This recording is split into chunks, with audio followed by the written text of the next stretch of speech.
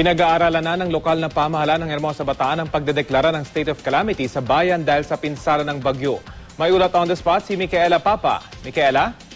Rafi, hirap na nga ang mga residente dito sa Barangay Almacen sa Hermosa Bataan dahil sa lampas taong tubig at malakas na agos ng baha.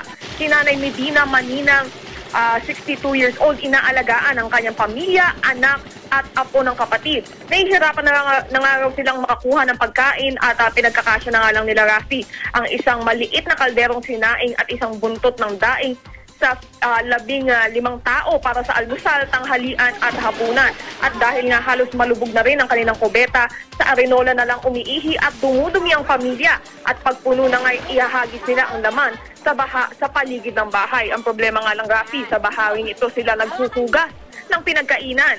Kung kaya naman panawagan niya Aling Medina sa pamahalaan na magpatayo man lang ng matibay na tulay sa kanilang lugar. Samantala, Rafi, maya't maya nga binabayo pa rin ng malakas na ulan at hangin ang Barangay Almacen. Kung kaya naman ang mga tuktok na lang ng gate sa ang nakalabas sa mga bahay na lubog pa rin.